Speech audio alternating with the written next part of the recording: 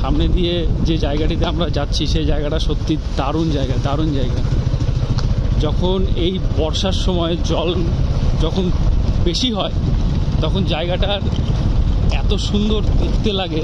এই রাস্তাটা খুব বাজে, রাস্তাটা মানে জল নিকাশি ব্যবস্থা নাই, আর তাই এই রাস্তাটা পুরোটাই জল জমে থাকে কম বেশি সারা বছরই।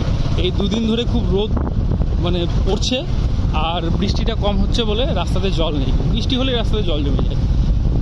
তো সামনে একটি মন্দির রয়েছে, সেই মন্দিরে বেশ ভালো বড়সড় পুজো টুজো হয় আর কি।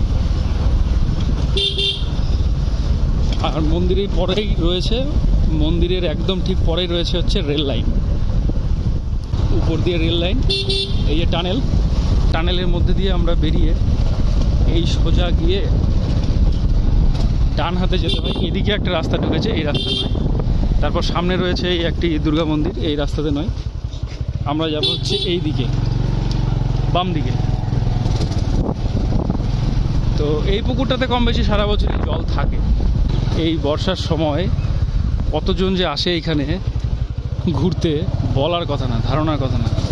ওই যে দেখো একটু একটু দেখা যাচ্ছে, দুই দিকে জল এবং মাঝখান দিয়ে রাস্তা। অনেকটা জল কম, কিন্তু তার সত্ত্বেও যা পরিবেশ না, অসাধারণ অসাধারণ পরিবেশ। এই জায়গাগুলোতে জল থই থই করে, এই জায়গাগুলোতে একদম পুরো জল, রাস্তাতেও জল চলে আসে। তো এখন আপাতত ওই জায়গাগুলোতে জল চলে এসছে। আমি যখন জল একদম পুরোটা জল হয়ে যাবে তখনও আসবো একবার, তোমাদের সঙ্গে শেয়ার করবো এই জায়গার পরিবেশটা। দেখো কত সুন্দর, দারুণ দারুণ। দেখো মানে ভাটরা বিল যেটা তোমরা দেখেছো, সেই ভাটরা বিল এটার সাথে যুক্ত।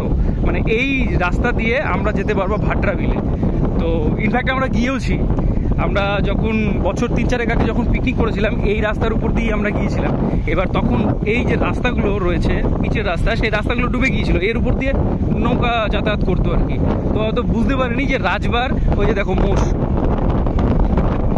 জলে ডুবে আছে, মোষ।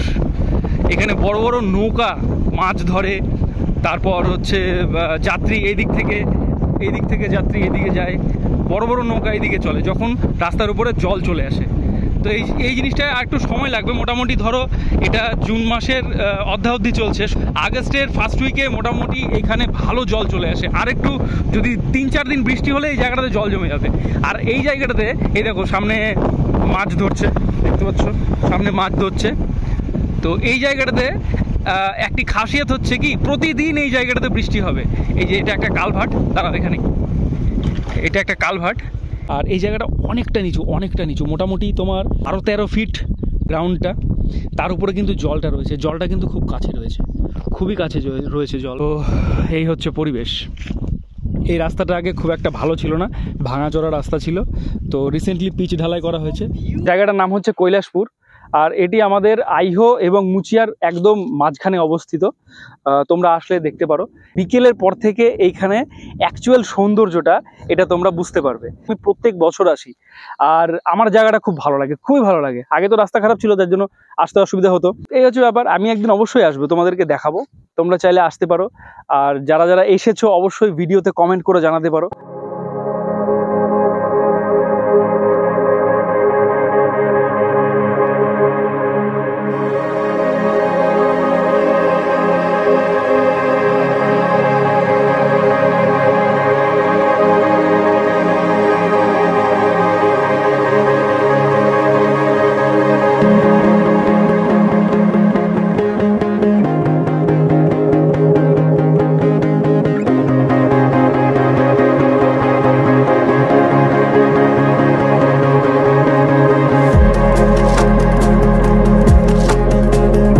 আজকের জন্য ভিডিওটি এই পর্যন্তই।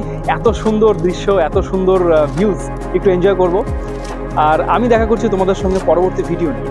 আর এই ভিডিওটি কিন্তু অবশ্যই শেয়ার করবে, কারণ এই ভিডিওটি তুমি যদি শেয়ার করো তাহলে কিন্তু এই ভিডিওতে আমি পার্ট 2 নিয়ে আসবো। শেয়ার করো, লাইক করো এবং সাবস্ক্রাইব করে আমার সঙ্গে থাকো। বাই।